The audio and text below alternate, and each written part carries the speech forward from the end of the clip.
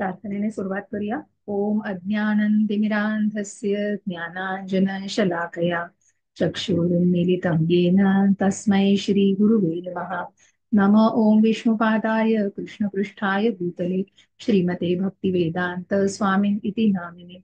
श्रीचैतन्यमनोभीष्टं स्थापितं येन भूतले स्वयं रूप कदा मह्यं ददाति स्वपदान्तिकम्. हे कृष्ण करुणा सिन्धो दीनबन्धो जगत्पते गोपीश गोपिका कांत राधा कांत नमोस्तुते. तप्त कांचन गौरांगी राधे वृंदावनेश्वरी वृषभानुसुते देवी प्रणमामि हरिप्रिये. नम ओम विष्णुपादाय कृष्णपृष्ठाय भूतले श्रीमते भक्तिवेदांत स्वामिन् इति नामिने. नमस्ते सरस्वते देवे गौरवाणी प्रचारिणे निर्विशेष शून्यवादी पाश्चात्य देशतारिणे. जय हो श्री कृष्ण चैतन्य प्रभु नित्यानंद श्री अद्वैत गदाधर श्रीवासादि गौरभक्तवृंद. हरे कृष्णा कृष्णा कृष्णा हरे हरे हरे राम राम राम हरे हरे. हरे कृष्णा कृष्णा कृष्णा हरे हरे हरे राम राम हरे. हरे कृष्णा.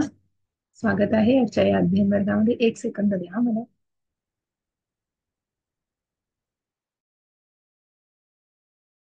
आज आपण 10वा अध्याय करायचा आहे ना. हरे कृष्ण.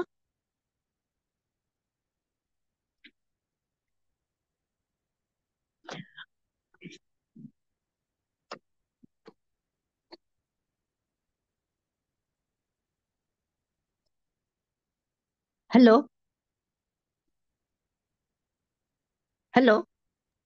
हा, हरे कृष्णा. मी म्यूट झालेले. येस माताजी, हा. 10वा अध्याय सुरू करणार आहोत आपण आज. हम्म. एक मिनिट मला द्या. हा. हो चालेल.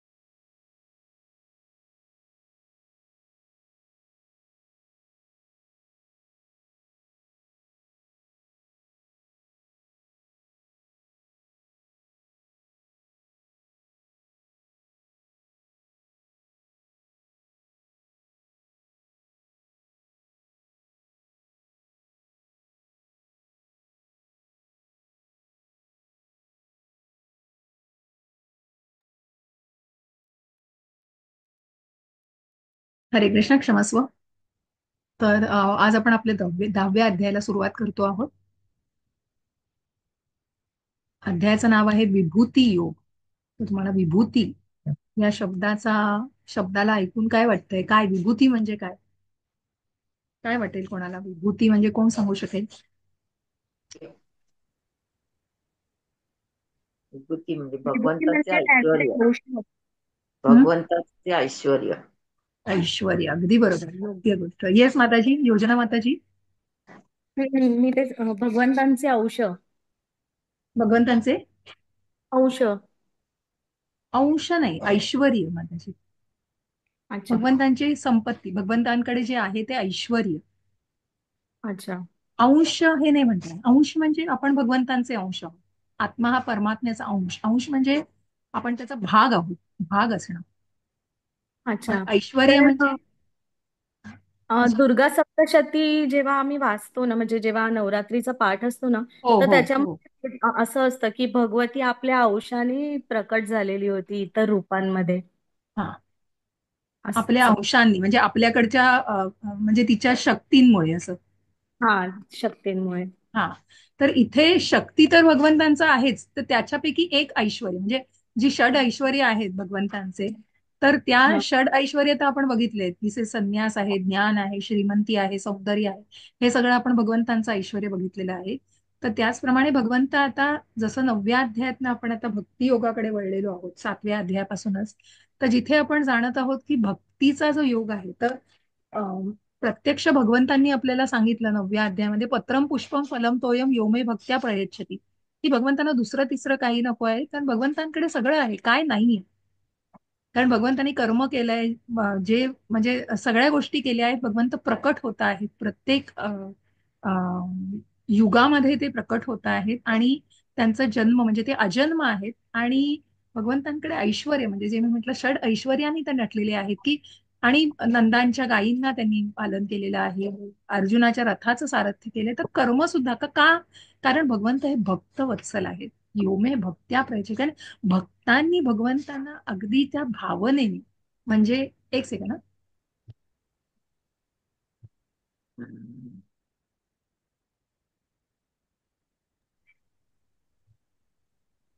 सो भगवंत हे भावाचे भुकेले आहे. आणि म्हणूनच एखादी पान, एखादी फळ, एखादी फूल किंवा पळीभर पाणी भगवंतांना जर त्या भावनेने अर्पण केलं, तर भगवंत हे भावाचे भुकेले आहेत आणि भगवंत भक्त वत्सल आहेत. आणि म्हणूनच भक्त भगवंतांना प्रिय आहेत आणि भक्ताला भगवंत प्रिय आहे. भक्त भगवंतांसाठी विशेष आहे. आणि म्हणून भगवंतांनी आपल्याला 9व्या अध्यायात सांगितलं की मग स्त्री असू दे, पुरुष असू दे, किंवा मग कुठलाही चांडाळ असू दे, किंवा कुठल्याही प्रकारच्या कमी याच्यातला व्यक्ती असू दे, की मग तो क्षुद्र व्यक्ती का असू नये, पण प्रत्येक जण भगवंतांना निश्चितच प्राप्त करू शकतात. कशा प्रकारे? तर आपण बघितलं, आणि वर्णाश्रम पद्धती आपण बघितली. तर अशा प्रकारे भगवंत कुठेच कुठला भेदभाव ठेवत नाही, सगळ्यांना भगवंतांनी स्वीकारलेला आहे. पण भक्त मात्र भगवंतांसाठी विशेष आहे. आणि निश्चितच भगवंतांनी सांगितलंय की योगक्षेमम वहाम्य, की जिंदगी के साथ भी आणि बाद भी, जसं LIC हे ब्रीद वाक्य वापरते. कारण मग भगवंत म्हणतायत की गेल्यानंतरही आपण हे जेव्हा देह हा जीर्ण होऊन आत्मा दुसरं शरीर धारण करेल, आणि आपण पुढच्या जन्मामध्ये सुद्धा म्हणजे जो काही जन्म येईल तर आपल्याला जर भगवंतांच्या कृपेने, म्हणजे श्रीला प्रभुपाद नेहमी सांगतात की मग निदान इतकं पुण्य तरी करावं की आपल्याला पुढचा जन्म मनुष्याचा मिळून आपण त्या पुण्याला पुढे नेऊ शकू. कारण भगवंत त्या पुण्याचं रक्षण करतात की या वर्षी या जन्मी जर एक 20-25% केलं असेल तर पुढच्या जन्मी 26व्या टक्क्यापासून सुरू करता येईल. ते ते ते जे आहे ते भक्ती जी आहे किंवा पुण्य जे आहे ते निश्चितच प्रिझर्व केलं जातं. तर ते प्रिझर्व केलं जातं आणि ते निश्चितच भक्तासाठी असतं आणि तो भक्त भगवंतांसाठी विशेष असतो. आणि म्हणूनच भक्ताचं रक्षण हे भगवंत निश्चित करत असतात. आणि म्हणून ज्या प्रल्हाद महाराजांचं आपण उदाहरण घेतलं की भक्ताच्या रक्षणासाठी भगवंत त्या खांबामधून प्रकट झालेले आहे. अशा प्रकारे आपण या भक्तीचं सगळं वर्णन ऐकतो आहोत. 7व्या अध्यायापासून भगवंतांच्या शक्ती ऐकल्यात आपण. परा अपरा शक्तीबद्दल जाणलेलं आहे. मृत्यूसमयी भगवंतांचं स्मरण कसं करावं, कारण त्यासाठी आयुष्यभर स्मरण करणं. ही मुकुंदमाला जे आपण कुलशेखर राजाने लिहिलेलं आहे ते इतकं खरं आहे की खरोखर या क्षणी, की ज्या क्षणी माझी इंद्रिय सगळी योग्य स्थितीमध्ये आहेत की मी तुझं नामस्मरण घेऊ शकतो, तेव्हाच मला तुझ्या चरणकमळांच्या सेवेवरती येऊ दे आणि तुझ्या चरणकमळांशी येऊ दे. हे मुकुंद मला स्तोत्रामध्ये त्यांनी म्हटले. कारण नंतर मग कुठेतरी जीर्ण देह झाल्यानंतर कफ वात पित्त असलेलं की सगळं चोख होईल, मना अवयव काही म्हणू शकतायत किंवा काय. पण मग तिथे मात्र भगवंत या गोष्टीची काळजी घेतात. जेव्हा आयुष्यभर नामस्मरण केलं जातं तेव्हा निश्चित मृत्यू समयी सुद्धा भगवंतांचं स्मरण केलं जाईल याची काळजी भगवंत निश्चित घेतात. हे खूप महत्वाचं आहे आणि म्हणूनच भक्त भगवंतांसाठी विशेष आहे. आणि या भक्तीलाच आपण जाणण्याचा, पण ती अतिशय सुलभ आहे आणि आनंददायी आहे. आणि अशा या भक्तीचं वर्णन आपण ऐकलं, नवविधा भक्ती आपण ऐकल्या. तर त्याच्या पुढे जाऊन आता आपल्याला जाणायचं आहे की मग अर्जुनाचे पडणारे प्रश्न संपत नाहीत आणि आपल्याला निश्चितच कुठेतरी भगवंतांचं हे ज्ञान 18व्या अध्यायापर्यंत ऐकायचं. पण 10व्या अध्यायामध्येच कुठेतरी अर्जुनाने सांगितलेलं की मी तुला अर्जुनाला कन्व्हिन्स करायची कुठेच गरज नव्हती. पण अर्जुनाने परमधाम, परम कारण, अशा परम तत्व असलेल्या भगवंतांना जाणलेलं आहे. त्यामुळे कदाचित 10व्या अध्यायापर्यंतच गीता झाली असते. पण मग सामान्य माणसाचं काय? आणि पुढे जाऊन सामान्य माणसाला कळावं की कुठल्या कुठल्या म्हणजे आपण जेव्हा या भौतिकतेमध्ये प्रकट झालेले भगवंतांना बघतो आणि ही भौतिक प्रकृती भगवंतांची आहे बघतो, मग या भौतिक प्रकृतीमध्ये तुम्ही कशा प्रकारे प्रवेश केलेला आहे आणि मग त्यांचं ऐश्वर काय आहे. आणि म्हणून जेव्हा हे अर्जुन प्रत्यक्ष भगवंतांना विचारते तेव्हा भगवंत हे ऐश्वर कथन करत आहेत. आणि त्यासाठी भगवंत सांगतायत की कुठल्या त्यांच्या विभूती आहे की त्या सूचक अभिव्यक्ती. मग भगवंतांचं ऐश्वर अमाप आहे हो. असं 1 2 4 5 10 नाही, भगवंतांचं ऐश्वर हे अमाप आहे. पण त्यातल्या सूचक अभिव्यक्ती भगवंत अर्जुनाला सांगतात. आणि म्हणून भगवंत सांगतायत की जे काही ज्ञान, मग 2ऱ्या अध्यायापासून भगवंतांनी सांगितलं की ज्ञान तर भगवंत देत आहेत. पण जसं 9व्या अध्यायात म्हटलं की या ज्ञानाच्या राजाला भगवंतांनी सांगितले. कारण हे ज्ञान असं आहे ना की तू माझा मत्सर करत नाहीस म्हणून मी हे ज्ञान तुला देऊ शकते. कारण तिथे मत्सर, जसं आपण म्हटलं की क्रोधाची भावना, काम वासना, या सगळ्या कुठेतरी भक्तीमध्ये ट्रान्सफॉर्म होऊ शकतील किंवा परिवर्तित होऊ शकतील. पण हा जो मत्सर आहे ना हा अतिशय वाईट आहे, तो उखडून टाकायला. कारण त्या मत्सराची व्याख्या इतकी गेलेली आहे, इंग्लिशमध्ये सांगितलेलं की I know you have it and I like you have it, but I mean I like what you have it but I don't like that you have it. म्हणजे मला तुझ्याकडचं काय आहे ते आवडतंय, तुझ्याकडे आहे ते, पण ते तुझ्याकडे आहे म्हणून मला त्याचा राग.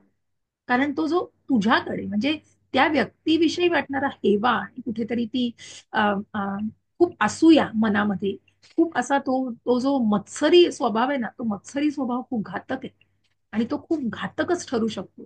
त्याच्यामुळे पतन हे निश्चित होऊ शकतं. कारण मग ते श- काय म्हणतात त्याला, मनुष्य पचवू शकत नाही ना, जसं आपण या भौतिक जगतामध्ये बघतोय हो सतत.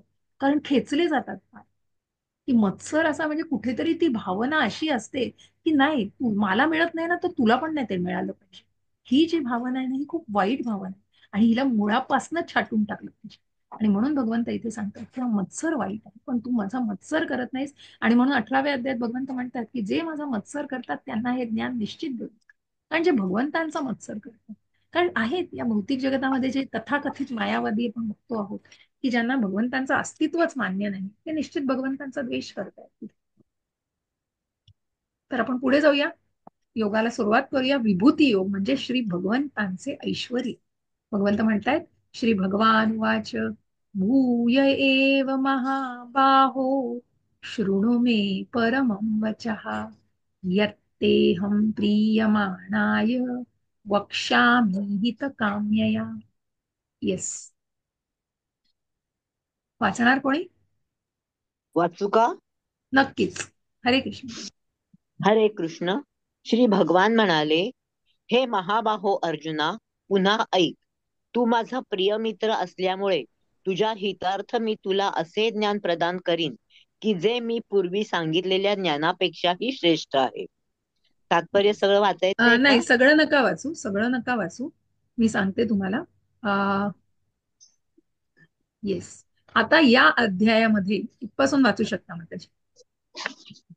कुठे आहे ते? आता या अध्यायामध्ये भगवंत अर्जुनाला, एक मिनिट हं. इथे मी ॲरो ठेवलाय बघा माझा. ते विवरण केले आहे त्याच्या पुढे आहे ते. येस हं येस. हं हं वाचते हं. सापडलं. आता हरे कृष्ण. आता या अध्यायामध्ये भगवंत अर्जुनाला आपल्या ऐश्वर्याचे वर्णन करून सांगतात. दृढ निष्ठेने भक्तिभाव स्थापित करण्याकरिता पूर्वीच्या अध्यायांमध्ये त्यांनी आपल्या विविध शक्तींचे स्पष्ट वर्णन केले आहे. पुन्हा या अध्यायामध्ये ते अर्जुनाला आपल्या विभूती आणि विविध ऐश्वर्याबद्दल सांगत आहेत. मनुष्य जितके भगवंतांबद्दल श्रवण करतो तितक्या प्रमाणात तो भक्तीमध्ये दृढपणे स्थिर होतो. मनुष्याने नेहमी भक्तांच्या सत्संगामध्ये भगवत कथेचे श्रवण करावे. त्यामुळे त्याची भक्ती मार्गावरील श्रद्धा दृढ होईल. ज्यांना खरोखरीच कृष्ण भावना भावित होण्याची आस्था आहे अशाच लोकांमध्ये भक्तांच्या सत्संगतात भगवत कथा होऊ शकते. अशा कथांमध्ये इतर लोक सहभागी होऊ शकत नाहीत. भगवंत अर्जुनाला स्पष्टपणे सांगतात की तू मला अत्यंत प्रिय असल्यामुळे मी तुला तुझ्या हितार्थ असे ज्ञान प्रदान करीत आहे. हरे कृष्ण. हरे कृष्ण. हितकाम्यया म्हणजे तू मला वक्ष्यामी, प्रियमाणाय वक्ष्यामी. भगवंत सांगतात तू मला प्रिय आहेस. भगवंतांचा प्रिय शिष्य आहे अर्जुन. कारण गुरु तर मानलेला आहे भगवंतांनी अर्जुनाला, अर्जुनाने भगवंतांना, सॉरी. कारण आपण बघितलं दुसऱ्या अध्यायापासूनच तू निश्चित मला काय ते सांग. कारण अर्जुन कन्फ्युज झालेला आहे आणि तिथेच भगवंतांना त्यांनी गुरु मानलेलं आहे. हे गुरु शिष्याचं नातं खुलतंय आणि तिथेच भगवंतांचा हा लाडका शिष्य म्हणून भगवंत त्याला म्हणतात तू मला प्रिय असल्यामुळे हे ज्ञान मी तुला देतोय. की अशा सगळ्या प्रकारचं ज्ञान भगवंत, की सगळ्या 360 अंशातून अर्जुन विचार करू शकेल. आणि तू असा नाही असा विचार कर या गोष्टीचा. प्रत्येक वेळी त्याच्या काही ना काहीतरी दृष्टिकोन जो आहे तो भगवंत त्याला योग्य दृष्टिकोनातून विचार करण्यासाठी सांगतात. अशा प्रकारे भगवंतांनी या भक्ताचं वर्णन केलेलं आहे. आणि त्यासाठी काय केलं पाहिजे तर श्रवण, भक्तीमध्ये दृढ स्थिर राहण्यासाठी जो भगवंतांबद्दल, म्हणून श्रवणम कीर्तनम स्मरणम अर्चनम वंदनम पादसेवनम साख्यम दास्यम आत्मनिवेदनम. प्रत्येक अवयव हा भगवंतांच्या सेवेमध्ये दृढ केला जातो, दृढतेने स्थिर केला जातो. ती दृढता महत्वाची. You need to be determine. Pralhad Maharaj जसे डिटर्मिन की भगवंत आहेत माझं रक्षण करणारे. हा जो भगवंतांवरची ही जी दृढ श्रद्धा आहे ना, हीच खूप महत्वाची आहे. आणि अशी श्रद्धा असलेले भक्तच भगवंतांना पूर्णपणे शरण जाऊ शकतात आणि तेच अशा कथांमध्ये भाग घेऊ शकतात. पण बाकी मग तुम्ही म्हणाल की तिथे कुठेतरी संशय आहे, नुसतंच व्हेरीफाय करायला ज्ञान की काय बघूया कृष्ण काय सांगतायत तरी काय पुढं गीतेमध्ये, हे दिस इज व्हॉट इज व्हेरिफिकेशन. हे संशय आहे, इथे नाही. तर यासाठी भगवंतांबद्दल पूर्णपणे खात्रीने जी दृढता हवी तर ती भक्ताला असते. आणि म्हणून भगवंत सांगतायत की तू मला प्रिय असल्यामुळे मी तुला हे ज्ञान दान करते. मग असं हे ज्ञान आहे की कोण जाणतंय हे ज्ञानाबद्दल? नमे विदुः सुरगणाः प्रभवं न महर्षयः अहमादिर्हि देवानां महर्षिणां च सर्वशः. हरे कृष्ण. योजना माताजी वाचणार टर्न बाय हो, टर्न. वाचते. हरे कृष्ण. माझी उत्पत्ती किंवा ऐश्वर्य देवतांना कळत नाही, तसेच महर्षींनाही कळत नाही, कारण सर्व प्रकारे देवतांचे आणि महर्षींचेही मूळ मीच आहे. हरे कृष्ण. माझं येस. हे आता इथे तात्पर्य. तुम्ही वाचू शकता. या ठिकाणी भगवंत अप्रत्यक्षपणे म्हणतात हा, दुसऱ्या या पायरीत. ठिकाणी भगवंत अप्रत्यक्षपणे म्हणतात की जर कोणाला परमसत्य जाणून घ्यावयाचे असेल तर पहा, मी या ठिकाणी पुरुषोत्तम भगवान म्हणून उपस्थित आहे. मीच परम सत्य आहे. मनुष्याने हे जाणणे आवश्यक आहे. स्वयं उपस्थित असणाऱ्या भगवंतांना जरी मनुष्य जाणू शकला नाही तरी ते विद्यमान असतातच. सच्चिदानंद स्वरूप श्रीकृष्णांना आपण त्यांच्या श्रीमद भगवद्गीतेतील आणि श्रीमद भागवतातील उपदेशांचे अध्ययन करून वस्तुतः जाणू शकतो. भगवंतांच्या अपरा प्रकृतीच्या अधीन असणाऱ्या व्यक्तींना भगवंतांची अनुभूती एखादी नियंत्रक शक्ती अथवा निर्विशेष ब्रह्मज्योती म्हणून होते. परंतु जोपर्यंत मनुष्य दिव्यावस्थेची प्राप्ती करू शकत नाही तोपर्यंत त्याला भगवंतांचा साक्षात्कार होऊ शकत नाही. अनेक लोक श्रीकृष्णांची स्वरूप स्थिती जाणू शकत नाहीत. यास्तव अशा तर्कवादी ज्ञानी लोकांवर कृपा करण्यासाठी श्रीकृष्ण आपल्या अहैतुकी कृपेमुळे अवतरित होतात.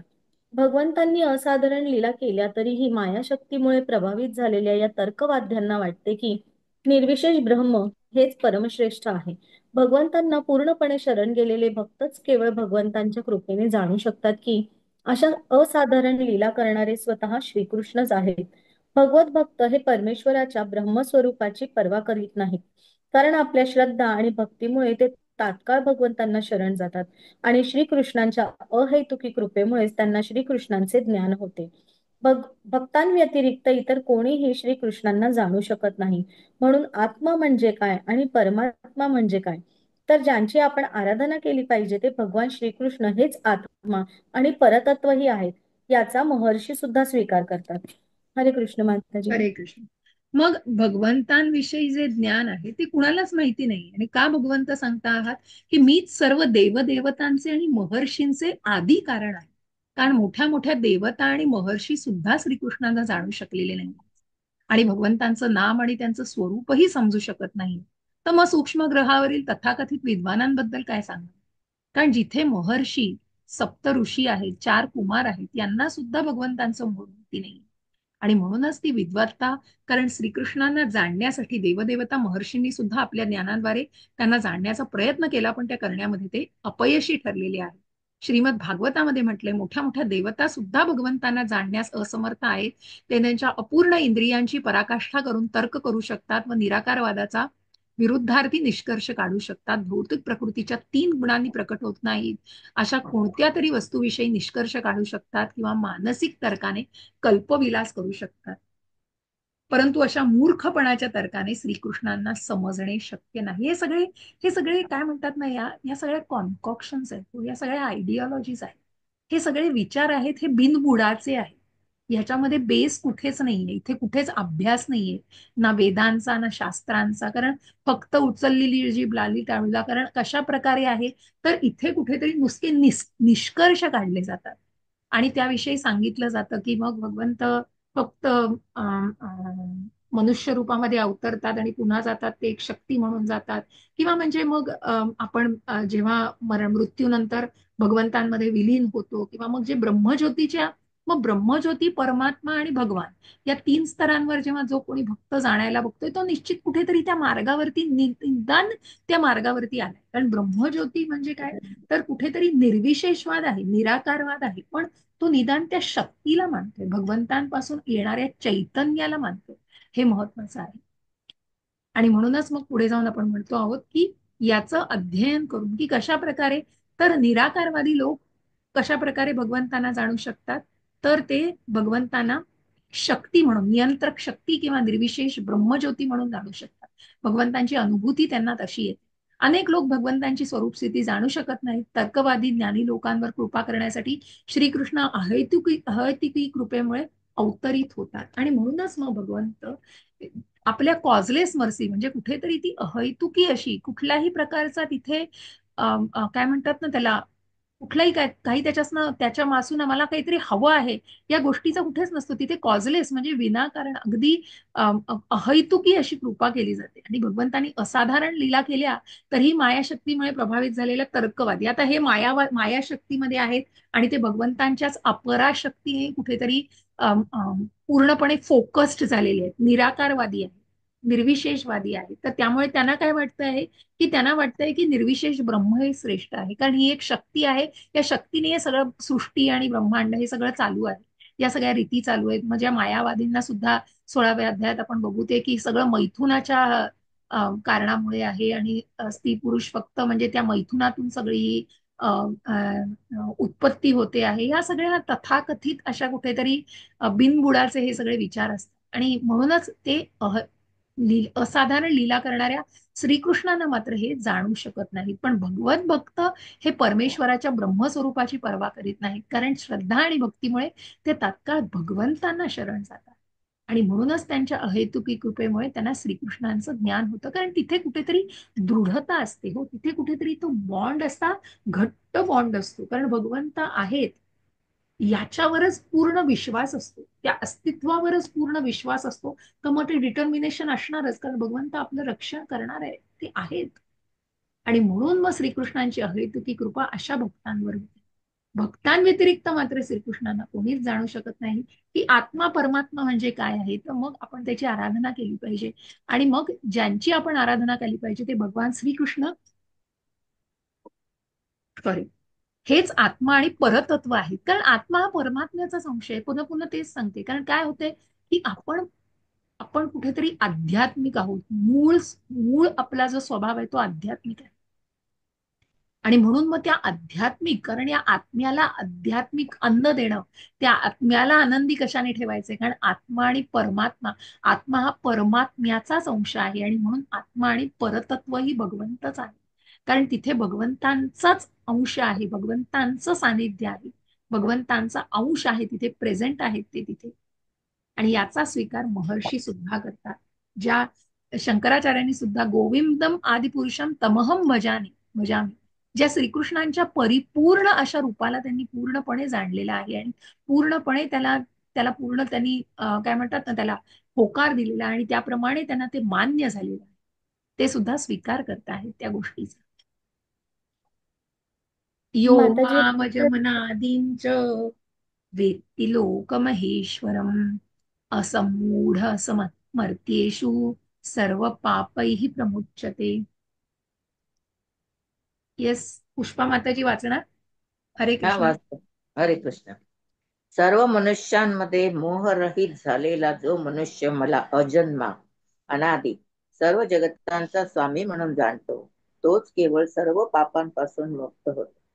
तात्पर्य आता कुठून या वाचू? श्लोकामध्ये नाही, पूर्ण गरज नाही, कारण बरेच काय काय आहेत देवकी पुत्राचे, आणि आपण सगळं तात्पर्य नाही घ्यायचे. आध्यात्मिक गुरु आणि साधू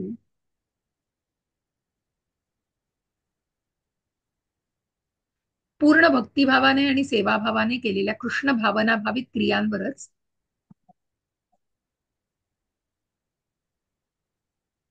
मिळतंय माताजी? कुठे आहे ते? एक मिनिट हा, दुसरा पॅरेग्राफ वाचू शकता तुम्ही पूर्ण. एक मिनिट, शेवटचा. सॉरी सॉरी, माझं दुसरा जरा, पॅरेग्राफ. एक मिनिट हा, एक मिनिट. म्हणजे श्रीकृष्ण साधारण मनुष्य समजू नये तिथपासून. येस येस येस, थांबा, मी पुढे गेले गेले एक बार, माझं हे एकदम पुढे गेले.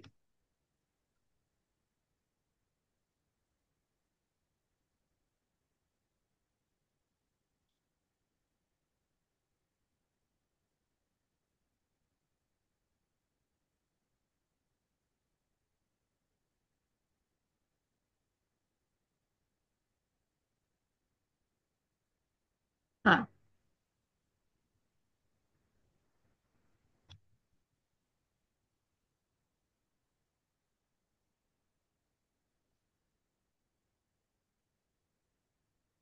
श्रीकृष्णांच्या मार्गदर्शनाखाली वाचलं तरी चालेल. चला. हा चालेल. श्रीकृष्णांच्या मार्गदर्शनाखाली जे कर्म केले जाते ते सर्व दिव्यच असते. हे कर्म शुभ आणि अशुभ अशा भौतिक परिणामाने दूषित होऊ शकत नाही. प्राकृत जगातील शुभाशुभत्वाची संकल्पना ही कमी अधिक प्रमाणात मनकल्पित गोष्टच आहे. कारण या भौतिक जगतात कोणतीच गोष्ट शुभ नाही, सर्व काही अशुभच आहे. कारण मुळात भौतिक प्रकृतीच अशुभ आहे. आपण ही शुभ असल्याची केवळ कल्पना करतो. पूर्ण भक्तिभावाने आणि सेवाभावाने केलेल्या कृष्ण भावना भावित क्रियांवरच खरे मांगल्य अवलंबून असते. म्हणून जर आपल्याला आपली कर्मे शुभदायी करावयाची असतील तर आपण भगवंताच्या मार्गदर्शनाखाली कार्य केले पाहिजे. असे मार्गदर्शन श्रीमद भागवत आणि भगवद्गीता यासारख्या शास्त्रांमध्ये किंवा प्रामाणिक आध्यात्मिक गुरुद्वारे दिले जाते. आध्यात्मिक गुरु हे भगवंताचे प्रतिनिधी असल्या कारणाने त्यांनी केलेले मार्गदर्शन म्हणजे प्रत्यक्ष भगवंतांनी केलेले मार्गदर्शनच होय. आध्यात्मिक गुरु साधू आणि शास्त्र एकाच प्रकारचे मार्गदर्शन करतात. या तिघात कोणताच विरोधाभास नसतो. यांच्या आदेशानुसार केलेले सर्व कर्म या भौतिक जगताच्या पुण्य आणि पापकर्मापासून मुक्त असते. अशी कर्मे करताना भक्ताचा जो दिव्य भाव असतो तो वस्तुतः त्यागाचा भाव असतो आणि या भावाला संन्यास असे म्हणतात. भगवद्गीतेतील 6व्या अध्यायाच्या पहिल्या श्लोकामध्ये सांगितल्याप्रमाणे जो भगवंताच्या आदेशानुसार आपले कर्म कर्तव्य म्हणून करतो आणि जो आपल्या कर्मफलांची अपेक्षा करत नाही, अनाश्रितः कर्मफलम, तोच वास्तविक संन्यासी आहे. भगवंताच्या आदेशानुसार जो कोणी कर्म करतो तोच खरा संन्यासी आणि योगी होय. भोंदू योगी किंवा संन्यासाचा वेश परिधान करणारा मनुष्य खऱ्या अर्थाने संन्यासी किंवा योगी होऊ शकत नाही. हरे कृष्ण. हरे कृष्ण. अगदी खरंय. आणि म्हणूनच इथे आपल्याला म्हटलेलं आहे की जो मोहरहित झालेला मनुष्य आहे, जो अजन्मा म्हणून भगवंतांना जाणतो आहे, अनादी म्हणून भगवंतांना जाणतो आहे, तो सर्व पापांपासून मुक्त होतो. आणि मग काही संदर्भ दिलेले आहेत की कशा प्रकारे अजन्मा त्याला म्हटलेलं आहे, की देवकी पुत्र म्हणून ज्याला जाणलं जातात ते अजन्मा कसे होऊ शकतात. तर मग त्याचंही विश्लेषण की वसुदेव आणि देवकी समोर ते कशा प्रकारे प्रकट झाले. एखाद्या सामान्य बालकाप्रमाणे ते जन्मलेले नव्हते, तर ते त्यांच्या मूळ रूपात प्रकट झाले. ते परमात्मा रूपामध्ये प्रकट झाले होते वासुदेव आणि देवकी समोर. आणि नंतर सामान्य बालकामध्ये त्यांनी त्यांचं रूपांतर केलं. जेव्हा वासुदेवानी त्यांना विनंती केली, एका लहान बालकाच्या रूपात तुम्ही आमच्या पोटी जन्माला यावं, तेव्हा मग ते त्या बालकाच्या रूपामध्ये अवतरित झालेले आहेत. वासुदेवाच्या मनातून वासुदेवाच्या हृदयात आणि मग देवकी मातेच्या हृदयामध्ये आणि मग तिच्या गर्भामध्ये अशा प्रकारे ते तिथे प्रकट झालेले आहेत. ही प्रकट भावना कधी झाली आहे, तर ज्या वेळेला जिथे कुठेतरी धर्माचा ऱ्हास झालेला आहे आणि धर्म पूर्णपणे कोपाला जात आहे, पूर्णपणे काय म्हणतात ना ऱ्हास होतो आहे, त्याचा अशा थराला जातो आहे की तिथे धर्म संपतोय. तर ती भावना कधी की ज्या वेळेला देवकी आणि वासुदेवांच्या रथामध्ये कंस बसलेला असतो आणि जेव्हा आकाशवाणी होते, देववाणी होते की देवकीचा आठवा पुत्र तुला ठार मारणार आहे म्हटल्यानंतर देवकीच्या अंगावर जो धावून जातो तो तिचा भाऊ असतो. तिथे कुठेतरी मग त्याच क्षणी तिथे भगवंत इथे प्रकट झालेले. त्या युगामध्ये जिथे धर्माचा ऱ्हास होतो आहे अशा या द्वापार युगामध्ये भगवंत तिथे प्रकट झालेले आहेत. आणि म्हणूनच आपल्याला बघायचंय की प्रकट होतात. भगवंत हे अजन्म आहे. भगवंतांचं जन्म आणि कार्य कर्म हे अशा प्रकारे दिव्य आहे. हे सामान्य गोष्टीपासून खूप वेगळं आहे. आणि म्हणून हे कर्म जे केलं जातं ते निश्चितच दिव्य कर्म असं असतं. मुळात भौतिक आता अशाश्वत आणि दुःखालय असं हे सगळं काय म्हणतो ना, इथे सगळंच अशाश्वत आहे. हो, इथे कशाचीच हमी देता येत नाही. भले देतात वॉशिंग मशीनची एवढी गॅरंटी वॉरंटी वगैरे सगळं ते त्या भौतिकतेपुरता ठीक आहे. इथे कशाचीच वॉरंटी गॅरंटी तुम्हाला मिळू शकत नाही. हो, कारण इथे अशा प्रकारे ही भौतिक प्रकृती आहे की ती दुःखालयम अशाश्वतम, जन्म मृत्यू जरा व्याधी यांनी ग्रासलेली आहे पूर्णपणे. आणि त्याला ऍक्सेप्ट करणं हे खूप इम्पॉर्टंट गोष्ट आहे. आणि म्हणून आध्यात्मिक गुरु हे भगवंतांचे प्रतिनिधी असल्या कारणाने त्यांनी केलेले मार्गदर्शन किंवा प्रत्यक्ष भगवंतांनी केलेले हे मार्गदर्शन होय. म्हणजे जेव्हा कर्म केले जातात निरनिराळी कर्म, ते गुरु साधू आणि शास्त्र याला पडताळून ती कर्म केली जातात. ती निश्चितच योग्य मानली जातात आणि तिथे कुठेच विरोधाभास नसतो. आणि म्हणून भौतिक जगताच्या पुण्य पाप कर्मांपासून ती मुक्त असतात. अशी कर्मे करताना भक्तांचा जो दिव्य भाव असतो तो वस्तुतः त्यागाचा भाव असतो. आणि या भावालाच संन्यास म्हणजे मनाचा पूर्णपणे, जसं भगवंतांनी 9व्या अध्यायात म्हटले, मन्मना भव मद्भक्तो मद्याजिम्मा नमस्कुरु, की तुझं मन आणि बुद्धी माझ्यावर पूर्णपणे केंद्रित कर. कारण भगवंतांचं जे भगवंत अर्जुनाला सांगतायत की तुझी मन आणि बुद्धी, कारण कसं आहे ना की ही इंद्रिय मन आणि बुद्धी ह्याच्यावर ही कामना वासना, बघा तुम्ही लस्ट 3रा अध्याय आठवा, की सर्वात मोठा शत्रू काय आहे तर ही वासना, काम वासना. आणि ही सगळी वासनाच, ही ग्रीड, हे मिळवण्याची ते मिळवण्याची ही सगळी जी ग्रीड आहे ना ही वासना आहे. आणि निश्चितच याला कुठेतरी कंट्रोल करणं. आणि म्हणून याला जो जो ज्याचं माइंड आणि ज्याचं इंद्रिय आणि ज्याचा अहंकार नाहीये, खोटा अहंकार ज्याने जपला नाही, अशी व्यक्तीच निश्चित या मार्गावरती येऊ शकते आणि ती खऱ्या अर्थाने संन्यासी असते. माताजी एक प्रश्न विचारू का? नक्की नक्की माताजी विचारा. हे जे आता तुम्ही समजावून सांगितलं ना, भौतिक प्रकृती ही अशुद्धच आहे, हे जे हा, विधान आहे ना, हा, तर त्याचं तुम्ही एक स्पष्टीकरण दिलं, ते पुन्हा जरा सांगाल का? म्हणजे जन्म मृत्यू जरा व्याधी. नाही, भौतिक प्रकृती ही अशुद्धच आहे. म्हणजे तुम्ही काहीतरी म्हणालात, माझ्या लक्षात नाही येते ते. कारण इथे अशाश्वतम आहे सगळं. हा म्हणजे हा, कुठेच अशा. काही, हा, म्हणजे टेम्पररी आहे, इथे चिरकाळ टिकणारं नाहीये. जसं भगवंतांच्या भगवत धामामध्ये सगळं सच्चित आनंद आहे, कारण ते सत आहे, शाश्वत आहे, चित ज्ञानाने परिपूर्ण आहे आणि आनंदमय. आणि म्हणूनच भगवंत आपल्याला त्या आनंदमय कोशामध्ये, जेव्हा आपण त्या कोशांना बघतो, अन्नमय, प्राणमय, मनोमय, विज्ञानमय आणि नंतर आनंदमय, अशा या आनंदमय कोशामध्ये भगवंत आपल्याला आहेत. आणि निश्चित ते आपल्याला पुन्हा भगवत धामात पुन्हा परत येण्याची सांगतायत आपल्याला. आणि आवर्जून ते आपली वाट बघतायत तिकडे, की अशा या चिरकाळ टिकणाऱ्या आनंदामध्ये तुम्ही वागवा. तुम्ही त्या टेम्पररी जन्म मृत्यू आणि जरा व्याधी या सगळ्यांनी ग्रासलेलं असं हे कलियुग. आणि अशा प्रकारे या ठिकाणी भगवंत सांगतायत की निश्चितच मग जे योगी पूर्णपणे भगवंतांवर शरण जातात ते खरे संन्यासी होत. आणि त्या खऱ्या अर्थाने त्यांना संन्यासी म्हटलं जातं. ठीक आहे हा, माताजी, क्लिअर आहे? हो, हे समजलं. हा. याच्या आधीच्या श्लोकामध्ये पण एक होतं की ते त्यांच्या अपूर्ण इंद्रियांची पराकाष्ठा करून तर्क करू शकतात व निराकारवादाचा विरुद्धार्थी निष्कर्ष काढू शकतात.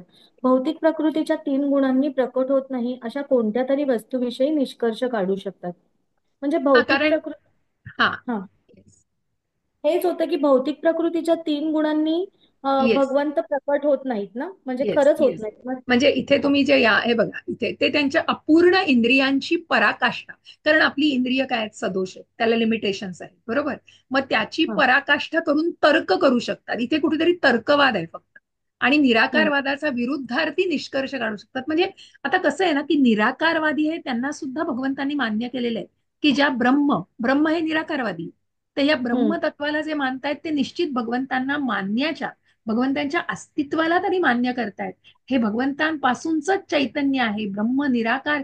मग निदान भगवंत तेच म्हणत आहेत की ती पराकाष्ठा, म्हणजे ज्यांना ज्ञान नाहीये ते आपल्या अकलेचे तारे तोडतात, और अगदी सोप्या शब्दात. आणि मग त्याचा कुठलाही निष्कर्ष काढू शकतात. अपूर्ण इंद्रियांची पराकाष्ठा करून तर्क करतात, निराकारवादाचा विरुद्ध निष्कर्ष काढतात. आणि भौतिक प्रकृतीच्या 3 गुणांनी प्रकट होत नाही अशा कोणत्या तरी वस्तूविषयी निष्कर्ष काढू शकतात. मानसिक तर्काने कल्पना विलास करू शकतात. पण असा हा सगळा मूर्खपणा असतो. कारण जिथे आपण बघतो की भौतिक प्रकृती ही 3 गुणांच्या प्रभावाखाली जगतीये. आपण हम्म. आपल्यातलेच म्हणजे सकाळच्या वेळामध्ये सात्विकता, नंतर मग काम सुरू होतं 9 वाजल्यानंतर, तिथे राजसिकता, आणि मग रात्री झोपायची वेळ ही तामसिकता, याला सुद्धा डिवाइड केलेलं आहे. आणि म्हणूनच हम्म. भगवंत म्हणत आहेत की अशा लोकांना, म्हणजे अशा या तर्कवादी लोकांवर आपण विश्वास ठेवणं म्हणजे मूर्खपणा ठरतो, हा मिथ्याचार आहे. आणि त्यांना त्या गोष्टीची पूर्ण कल्पना नसते. म्हणून अशा मूर्खपणाच्या तर्काने ते श्रीकृष्णांना समजू शकत नाही. समजते माताजी? हो, पण याच्यावर अजून एक आहे. म्हणजे जसं आता बोला ना. भगवंत अवतार घेतात ना दरवेळेस, म्हणजे या पृथ्वी तलावर अवतार घेतात, म्हणजे भौतिक प्रकृतीच्या गुणांमध्येच ते येतात. म्हणजे ते जेव्हा अवतार घेतात तेव्हा त्या या भौतिक गुणांच्या प्रभावाखाली असतात का? नाही, नाही, नाही. म्हणून तर तेच तो मुख्य अधर्म आहे जास्त की वाढतो. भौतिक प्रभावाखाली भगवंत कधीच नसतात. भौतिक हा. प्रकृती त्यांच्या नियंत्रणाखाली आहे. हा.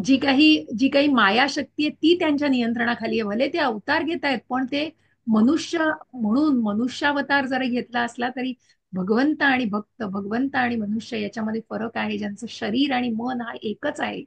आणि जिथे आपल्याला आपली लिमिटेड सगळी इंद्रिय असतात, भगवंतांच्या शक्ती या अमाप आहेत, जे आपण आधीच्याही अध्यायांमध्ये बघितल्या की भगवंत दूर आहेत तर जवळही आहेत, आणि लांब म्हणजे सूक्ष्म आहेत आणि तेवढेच अतिशय महत् सुद्धा त्यांचं तत्व आहे. आणि अशा प्रकारे तिथे कुठेतरी हे जाणून घ्या की त्या त्रैगुणाचा म्हणजे त्रिगुणांचा भगवंतांवर काहीही इफेक्ट नसतो. भगवंत त्याला नियंत्रण करत असतात त्या मायेला, पण भगवंतांवर त्या त्रिगुणांचा प्रभाव निश्चितच नसतो.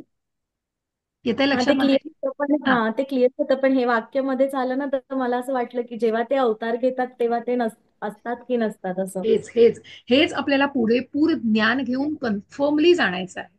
आणि म्हणून हम्म. आपण त्या अर्धवट ज्ञानाने किंवा कुठल्याही प्रकारच्या एखाद्या कन्क्लुजनला जाणं, we should avoid that unless and until we read the whole thing. Okay. तर त्याच्यामुळे तुमच्या प्रश्नाला उत्तर मिळालं की कशा प्रकारे भगवंत अ, अ, प्रकृतीच्या नियंत्रणाखाली नाहीयेत. कारण हो. परा आणि अपरा शक्ती ही भगवंतांची शक्ती आहे, मायाशक्ती ही भगवंतांची शक्ती. तर भगवंत तिला नियंत्रित करतायत, मग ती कुठून भगवंताला नियंत्रित करणार आहे? हम्म. ते लक्षात हो हो, आलं. आलं लक्षात? ओके. हो. यो माजमना हे झालं मला वाटतं आपलं ना. बुद्धिर्ज्ञान. येस, चौथा श्लोक. बुद्धिर्ज्ञानम सम्मोह क्षमा सत्यम दमश्चमः सुखम दुःखम भवा भावो भयम चा भयमेव च. येस, दोन्ही एकत्र घेतले. हो, एकत्रच आहेत ते. अहिंसा समता तुष्टीस तपो दान यशो यशः भवन्ति भावा भूतानां मत्तः एव पृथग्विदः. हे सगळे गुण आहेत एकत्र, दैवी गुण आहेत. तर ते कशा प्रकारे प्रकट झालेत आणि या गुणांची माहिती भगवंत देत आहेत. तर वाचणार कोण? वाचणार मिनल माताजी. श्रीराम. पुष्पलता माताजी वाचा, चालेल. बुद्धी, ज्ञान, संशय आणि मोह यातून मुक्तता, क्षमा, सत्यता, इंद्रिय संयमन, मनोनिग्रह, सुख आणि दुःख, जन्म, मृत्यू, भय, निर्भयता, अहिंसा, समता, संतुष्टी, तपस्या, दान, यश आणि अपयश इत्यादी जीवांचे सर्व विविध गुण माझ्याद्वारेच उत्पन्न झालेले आहेत. आता पुढे कुठून वाचू? येस, बुद्धी आहे, असमोह आहे, इंद्रिय निग्रह आहे. हे प्रत्येक याचं दिलेलं आहे ऍक्च्युली त्यांनी. अहिंसा, समता, तुष्टी, दान या प्रत्येकाविषयी दिलंय, यशाविषयी दिलंय. पण आपण त्याचं सार वाचूया आणि थोडक्यात त्याला जाणून घेऊया. तर आपण इथपासून तुम्ही वाचा, हे सर्व गुण साऱ्या ब्रह्मांडातील मानव समाजात. मग कुठून वाचू? इथून मात्र हे सर्व गुण, हे सर्व शेवटून दुसरा पॅरेग्राफ. हे सगळे गुण दिलेले आहेत ब्राह्मणाचे आणि त्यांचे गुण आपण चर्चा करूया. पण सगळे न वाचता तुम्ही ह्या गुणांच्या शेवटचं काय ते वाचा. हे सर्व गुण साऱ्या ब्रह्मांडातील मानव समाजात, शेवटून मागच्या दुसरा पॅरेग्राफ. पानावर आहे. शेवटून मागच्या दुसरा पानावर आहे. पॅरेग्राफ. हा, हे मागच्या सर्व गुण साऱ्या ब्रह्मांडातील मानव समाजात आणि देवदेवतांच्या समाजात प्रकट होतात. इतर ग्रह लोकांवर मानव जातीची अनेक रूपे आहेत आणि त्यांच्यातही हे विविध गुण असतात. या व्यक्तीला कृष्ण भावनेमध्ये प्रगती करावयाची आहे, त्यांच्यासाठी श्रीकृष्ण हे सर्व गुण निर्माण करतात. परंतु व्यक्तीने त्या गुणांचा विकास आपल्या अंतःकरणात स्वतःहून केला पाहिजे. जो भगवत भक्तीमध्ये निमग्न होतो त्याच्यामध्ये भगवंताच्या योजनेनुसार सर्व सद्गुण विकसित होतात. आपल्याला जे जे शुभ किंवा अशुभ आढळते त्याचे मूळ श्रीकृष्ण आहे. जी गोष्ट श्रीकृष्णामध्ये नाही ती गोष्ट स्वतःहून या भौतिक जगतात प्रकट होऊ शकत नाही. याला ज्ञान म्हणतात. सर्व वस्तू निरनिराळ्या अवस्थांमध्ये अस्तित्वात आहेत हे आपल्याला जरी माहीत असले तरी या सर्व गोष्टीचे उगमस्थान श्रीकृष्णच आहेत. याची अनुभूती आपल्याला झाली पाहिजे. हरे कृष्ण. हरे कृष्ण. मग हे जे गुण आहेत, हे सगळे गुण ब्रह्मांडातील मानव समाजात आणि देवी देवतांच्या समाजात प्रकट होतात. मग हे कुठले गुण आहेत? तर या गुणांना भगवंतांनी वर्णन केलेलं आहे. कुठले कुठले गुण आहेत?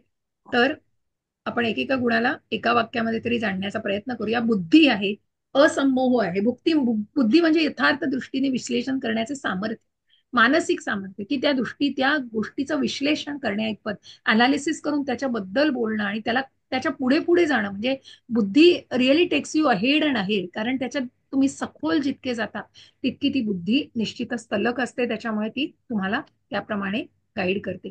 आणि असंमोह, जेव्हा मनुष्य द्विधावस्थेमध्ये नसतो आणि तो दिव्य तत्वज्ञान जाणतो, तेव्हा तो संशय आणि मोहातून मुक्त होऊ शकतो. द्विधा मनस्थिती टाळायची. हे करू का हे नको करू, ही परिस्थिती आपल्यासमोर सतत येत असते. पण त्याच्यातनं मार्ग काढणं हे निश्चितच तुमच्या हातामध्ये असतं आणि निश्चितच त्या मोहातून ती व्यक्ती मुक्त होऊ शकते.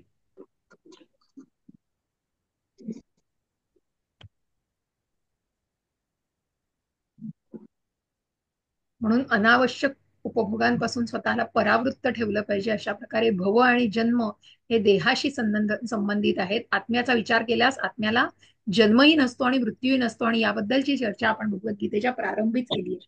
नैनम छिन्नंती शस्त्राणी नैनम दहती पावका. जन्म आणि मृत्यू या भौतिक जगातील मनुष्याच्या देहाला लागू आहे. भविष्य काळातील चिंता केल्याने भय निर्माण होते. कृष्ण भावना भाविक मनुष्याला मात्र मुळीच भय नसते, कारण तो भगवंतांच्या सेवेमध्ये पूर्णपणे लीन झालेला असतो. अशा प्रकारे अहिंसा ही इतरांना दुःखात किंवा भ्रमात लोटणारं असं काही न करणे होय. कारण हिंसा काय आहे, हिंसेनी कशी हिंसेचा पूर्णपणे असा काय म्हणतात ना, हिंसेचं पूर्ण स्तोम माजलं तर कशा प्रकारे मग मनुष्य मनुष्याला मारायला उकलतोय. ज्या युद्ध होत आहेत तिथे मनुष्य मनुष्याला मारताय.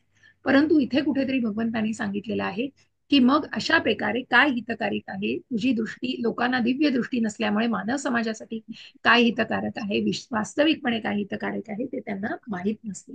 आणि अशा प्रकारे मग ते मनुष्य देह हा आध्यात्मिक साक्षात्कार प्राप्तीसाठी आहे. म्हणून आंदोलन आयोग आध्यात्मिक साक्षात प्राप्तीही सहाय्यक ठरत नाहीत. हे मनुष्य देहाची हिंसाच करीत नाहीत. ज्या योगे सर्वसामान्य लोकांच्या भावी आध्यात्मिक सुखामध्ये प्रगती होते त्याला अहिंसा असं म्हणतात. अहिंसेचं वर्णन केलेलं आहे थोडक्यात. अशा प्रकारे की मग त्यांच्याविषयी काही ऍक्शन घेताना not necessary you should harm that person, can be tactfully handled also. आणि त्यालाच अहिंसा अशा प्रकारे एक जी तुमचं मनस सामर्थ्य वाढून तुम्हाला ती कुठेतरी पॉवर येते की तुम्ही त्या मनुष्याला तसं कन्व्हिन्स करू शकता.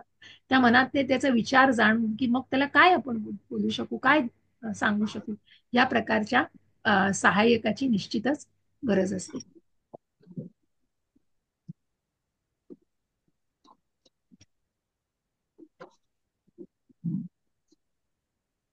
सर्वसामान्य लोकांच्या सुखामध्ये आध्यात्मिक सुखामध्ये प्रगती होते त्यालाच अहिंसा असं म्हटलेलं आहे.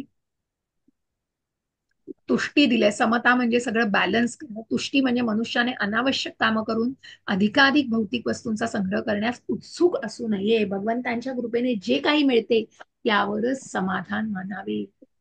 कारण मग हे पण करा ते पण करा, आणि मग अन्न किती किती लोकांना, घरात 2 जेवणारी लोक असतील तर एवढं ढिगभर अन्न केलं जातं. तर त्या प्रकारे जेवढं आवश्यक आहे तेवढंच त्याच्यामध्ये समाधान मानणं. की ज्या गोष्टी आपण कोविडमध्ये काय करायचं, ज्या गोष्टी अवेलेबल आहे त्याच्यामध्येच राहत गेलो ना 2-3 वर्ष, नंतर नंतर मिळायचं नाही असं नाही. पण या गोष्टी खूप इम्पॉर्टंट आहेत.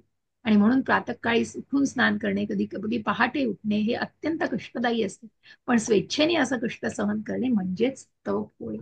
मग ती शरीर नाही, हा आत्मा आहे. हे आत्म्याला क्लेश दिले जातात आपण जेव्हा हा हू आणि हे करतो. त्यापेक्षा मग ज्याप्रमाणे की कुठल्याही प्रकारचं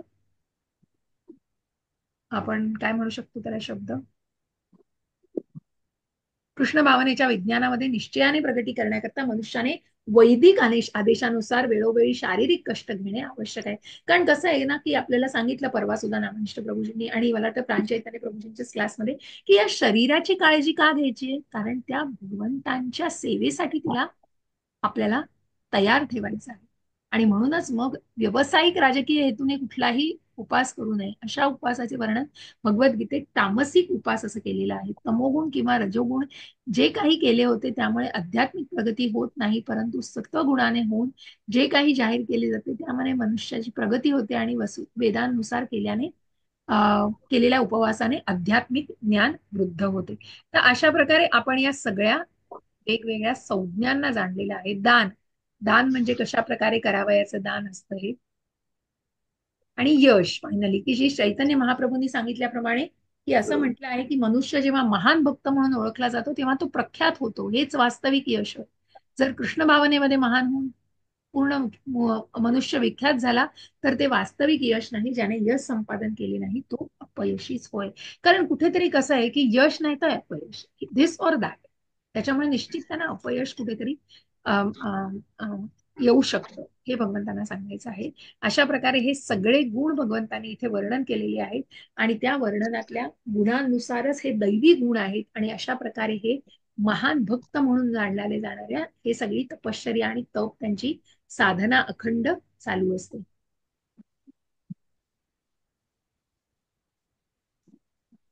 एक मिनिट. ठीक आहे.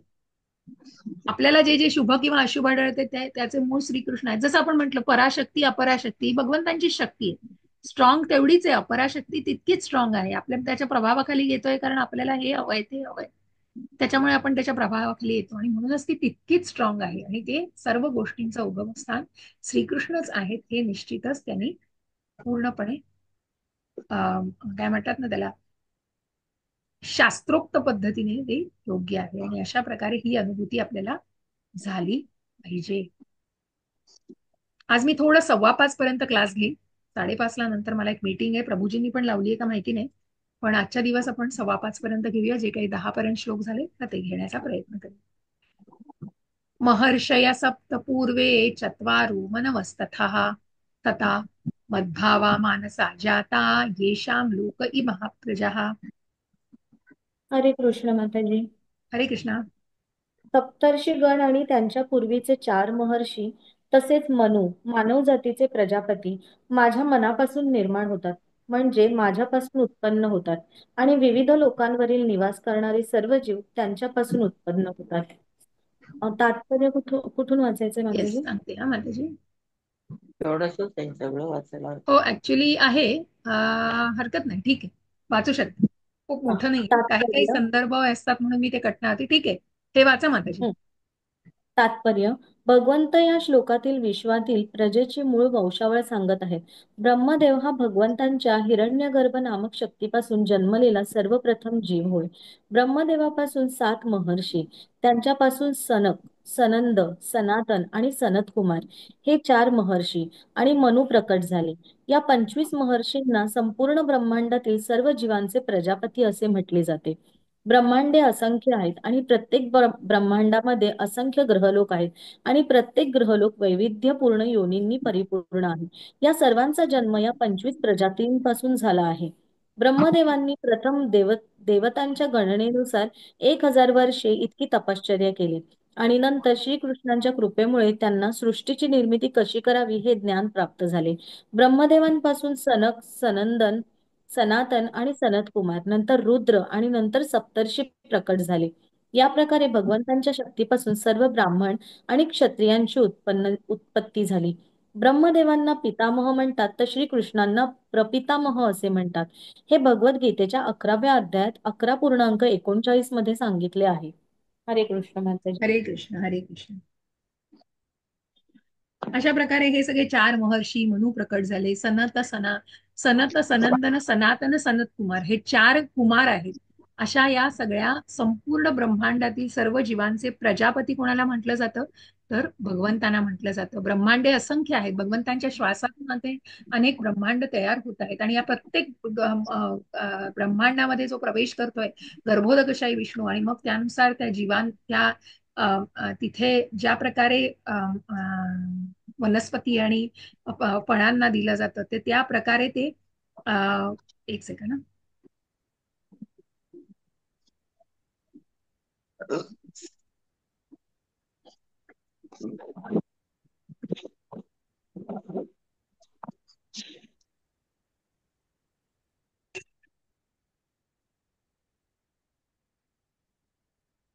आणि म्हणून ब्रह्मदेवांपासून सनक, सनंदन, सनातन, सनतकुमार, नंतर रुद्र आणि सप्तर्षी असं प्रकट झाले.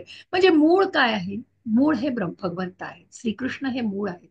आणि म्हणूनच हे मूळ कुणालाच माहिती नाही, ना देवी देवतांना माहिती आहे, ना महर्षींना माहिती आहे, ना 4 सनत कुमारांना माहिती आहे, कुणालाच याचं मूळ माहिती नाही. पण निश्चितच ते भगवंतांच्या मनापासून तयार झाले, त्यांच्यापासून प्रकट झालेले आहेत. आणि ब्रह्मदेवांना पितामह म्हणतात तर श्रीकृष्णांना प्रपितामह म्हणतात. त्यांचे आजोबा म्हणजे बीज देणारे पिता हे भगवंत आहे, जे भौतिक प्रकृतीला गर्भस्थ करतायत. आणि त्यानंतर या सगळ्या जीवांची उत्पत्ती झालेली आहे. तर याचं वर्णन थोडंसं 11व्या अध्यायात सुद्धा आहे, जिथे आपल्याला पूर्ण विश्वरूप दर्शन जाणून घ्यायचं आहे.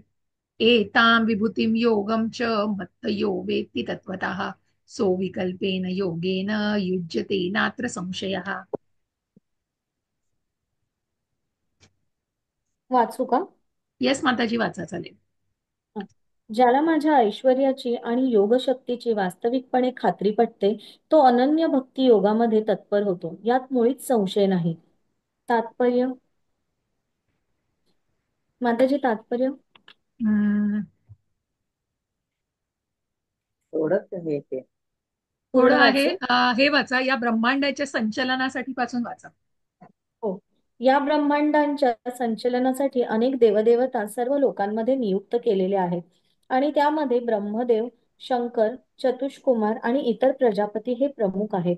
ब्रह्मांडातील प्रजेचे अनेक पूर्वज आहेत आणि या सर्व पूर्वजांचा जन्म भगवान श्रीकृष्णांपासून झाला.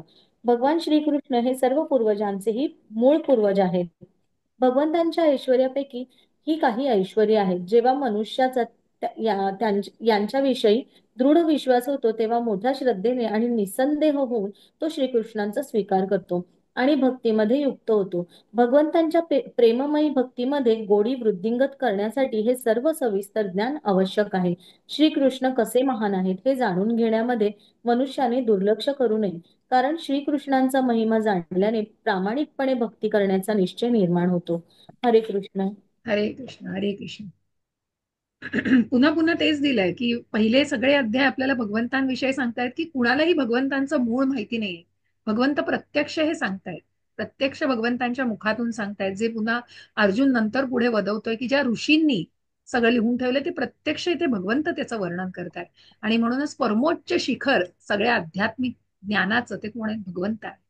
आणि मनुष्याला जोपर्यंत ऐश्वर्या संदर्भात भगवंतांच्या षड ऐश्वर्यांची खात्री होत नाही, तो भगवंतांना मानूच शकत नाही, भगवंतांशी जोडलाच जाऊ शकत नाही. पण हेच परमेश्वर कसा सर्वश्रेष्ठ आहे हे जर मनुष्याला कळलं, तो भगवंतांना पूर्णपणे शरण जाऊ शकतो. आणि म्हणून या ब्रह्मांडांच्या संचलनासाठी अनेक देवदेवता सर्व लोकांमध्ये नियुक्त केल्या. कसं आहे माहितीये, जसं पृथ्वीवरती आहे या ब्रह्मांड आहे, तशी अनेक ब्रह्मांड आहे. आणि या ब्रह्मांडांमध्ये काय केलं की नियुक्ती केली गेली. देवी देवता या भगवंतांचे ऍडमिनिस्ट्रेटर्स आहेत आणि ब्रह्मदेव, शंकर, चतुष्कुमार, इतर प्रजापती हे प्रमुख आहेत. आणि ब्रह्मांडातील प्रजेचे अनेक पूर्वज आहेत.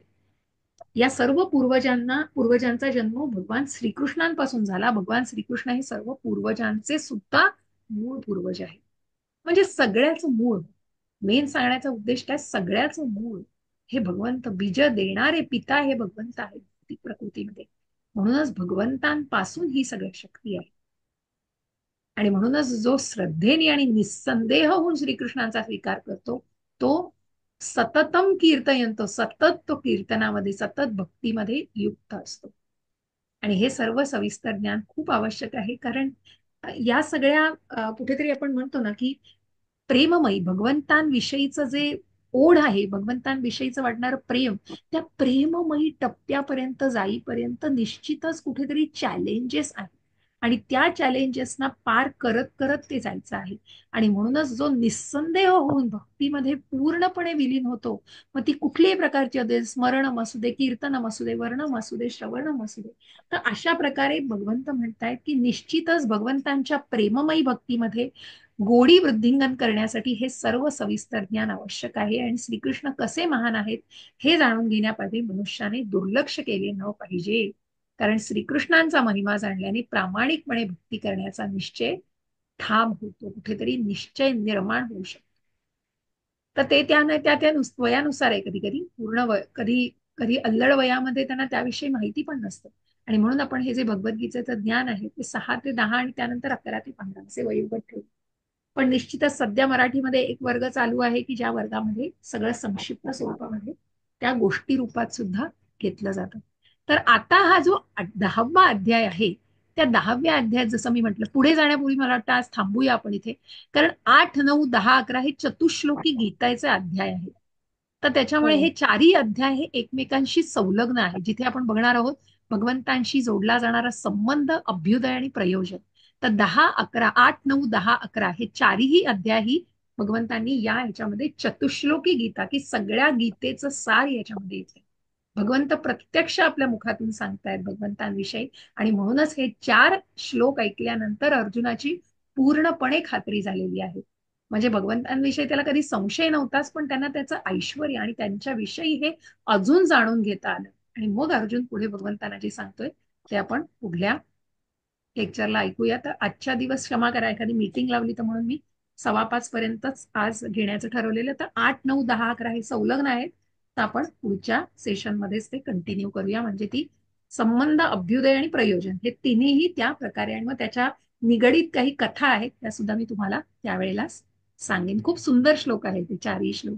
आणि हे नक्की स्मरण करण्याचा प्रयत्न करा, हे नक्की मेमोराईज करायचा प्रयत्न करा. खूप छान श्लोक आहेत आणि चतुश्लोकी गीताच म्हटलेलं आहे तरी.